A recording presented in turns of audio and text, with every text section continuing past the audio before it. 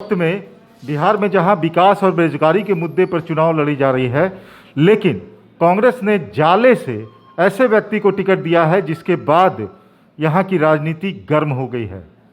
जाले से एमयू के अहमद उस्मानी को टिकट दिया गया है, जिसके घर से, जिसके दफ्तर से जिन्ना की तस्वीर निकली थी। अभी हमारे साथ है बीजेपी के फायर ब्रांड नेता और केंद्रीय मंत्री गिरिराज सिंह। हम सीधे उनसे जानते हैं कि ये अहमद उस्मानी को टिकट कांग्रेस ने दिया है, क्या कहेंगे आप इस तरह के टिकट जो दिया गया है?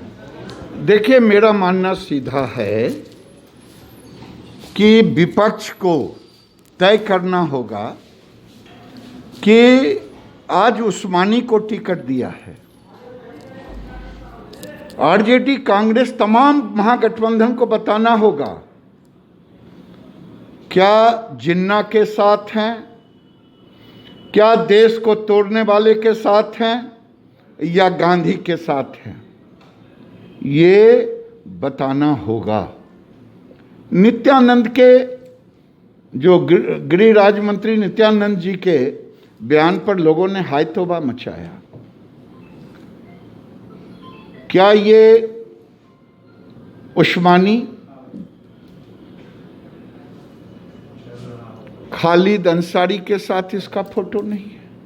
क्या आरजेडी कांग्रेस कम्युनिस्ट महागठबंधन के स्टार प्रचारक में शर्जील इमाम अब आएंगे?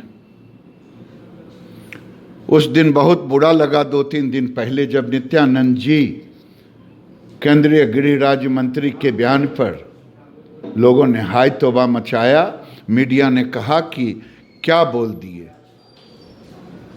मैं पूछता हूं कि लालू जी के राज में, इसी बिहार में, पटना में, बिहार में सिम्मी का कार्यालय था कि नहीं, हेडक्वार्टर था कि नहीं, उस पर बैंड हुआ कि नहीं, क्या वो आतंकवादी नहीं था? तो जो इतिहास होता है उसी को लोग भविष्य में भी देखते हैं।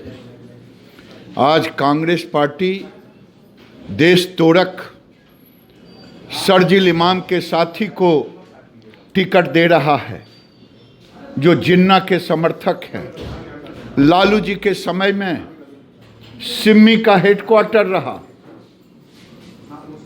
अगर ये लोग सत्ता में आएंगे तो देश तोड़ने की बात करेंगे, नहीं तो और क्या करेंगे। अभी कश्मीर के अंदर 5-6 पार्टियों की मीटिंग हुई, जिसमें फारूक अब्दुल्ला, मुफ्ती महबूबा मुफ्ती, कांग्रेस, कम्युनिस्ट। फारूक अब्दुल्ला कह रहे हैं कि मैं 370 हटाने के लिए चाइना का मदद लूंगा। महागठबंधन को बताना होगा, क्या देश की एकता को बनाए रखने वाले कानून को तोड़ने के लिए चाइना की मदद लेने वाला देशभक्त कहलाएगा कि देशद्रोही? क्या लगता है कि देश की सबसे बड़ी, सबसे पुरानी पार्टी है कांग्रेस, और बंटवारे के समय में भी कांग्रेस थी, आज ऐसी नौबत क्यों आ गई कि कांग्रेस को जाले में इस तरह का एक उम्मीदवार उतारना पड़ा? क्या बिहार चुनाव को फिर से एक बार हिंदू मुस्लिम करना चाहती है कांग्रेस? लग रहा था कि विकास और अनएम्प्लॉयमेंट के नाम पर चुनाव प्रचार हो रहे हैं, तो क्या अब उसको कॉमनल रंग देने की कोशिश की जा रही है? देखिए, मैं इतना जान रहा हूं कि कांग्रेस पार्टी या विपक्ष जिस रास्ते पर जा रहे हैं वो अमन चैन का रास्ता नहीं है, वो राज्य और देश के सौहार्द का रास्ता नहीं है। वो वोट के खातिर विभाजनकारी तत्वों के साथ, उनके अनुयायियों के साथ खड़े दिख रहे हैं। तो रोपे बबुल तो आम कहां से हो? आपने शर्जील इमाम का नाम लिया, शर्जील इमाम भी यहीं का है, जाले से उस्मानी चुनाव लड़ रहे हैं। तो क्या लगता है कि बिहार में जो एक लोग यहाँ के जो निकल के जाते हैं, देश विरोधी गतिविधियों में शामिल होते हैं, तो बिहार इसका गढ़ बन चुका है क्या? ऐसा लगता है आपको?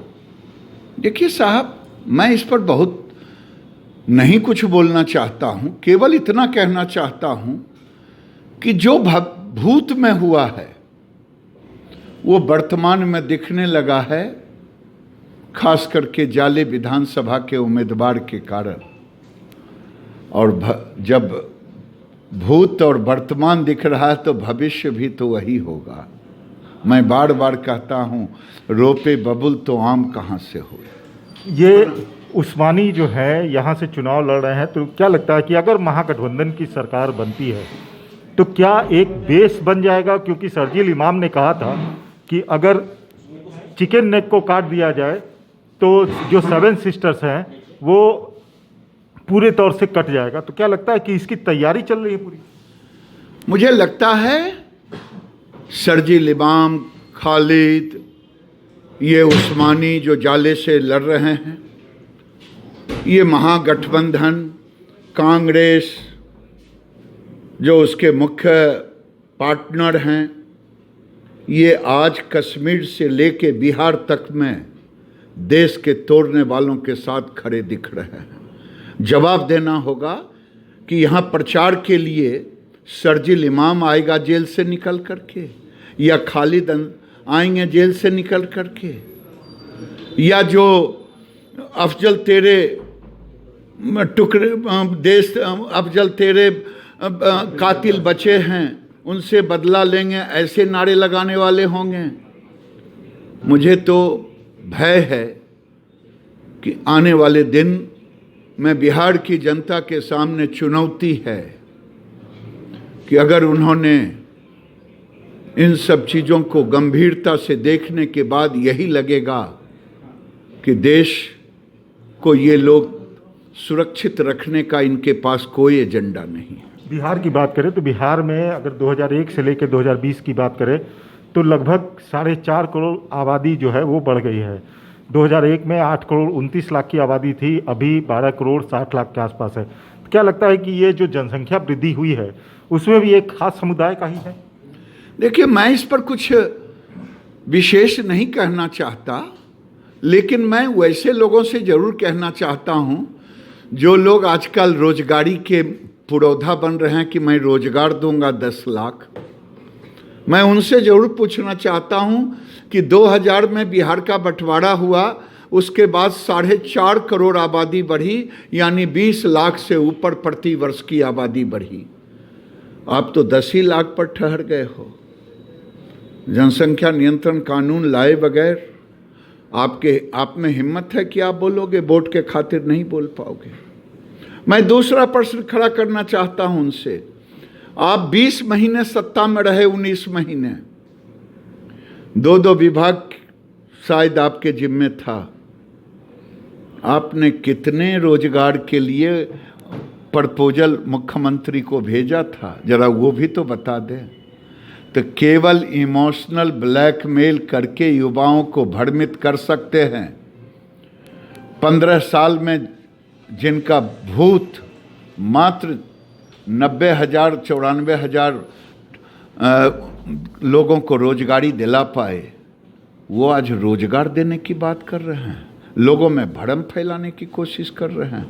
अरे कम से कम नीतीश कुमार के राज्य में 7 लाख सरकारी नौकरी तो मिला, और आगे वो लगे भरम फैला करके। कांट की हाड़ी बार बार नहीं चाहता, पिताजी की हाड़ी अब बदल करके पुत्र जी चढ़ाना चाहते हैं। लेकिन दादा, एक गिरिराज जी एक चीज़ ये भी जानना चाहते हैं आपसे कि जिसकी आबादी 16 से 17% हो, क्या उसे अल्पसंख्यक कहा जाना चाहिए? देखिए, मैं आज इस पर कोई टिप्पणी नहीं करूंगा। मैं केवल इतना कहूंगा कि आज बिहार की जनता सारे सवालों पर गंभीरता से सोचे। ये चुनाव केवल बिहार में सत्ता परिवर्तन का चुनाव नहीं है। ये चुनाव बिहार में केवल अमन चैन का चुनाव नहीं है। ये चुनाव भारत के टर्निंग पॉइंट पर ले जाने वाला चुनाव है कि यहाँ अंसारी जैसे जिन्ना समर्थक, शर्जील इमाम के समर्थक, खालिद अंसारी के समर्थक और सिम्मी जिनके राज में पला पोसा था क्या फिर वही लोग सत्ता में आएंगे?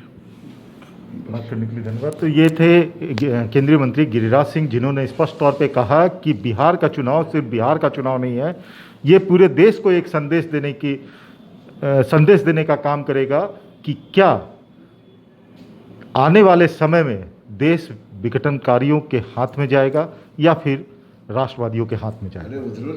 नीलकमल, NBT न्यूज़, पटना। आप कैसा फोटोग्राफर हैं साहब? उधर संजय मयूर का ले लीजिएगा तो मेरा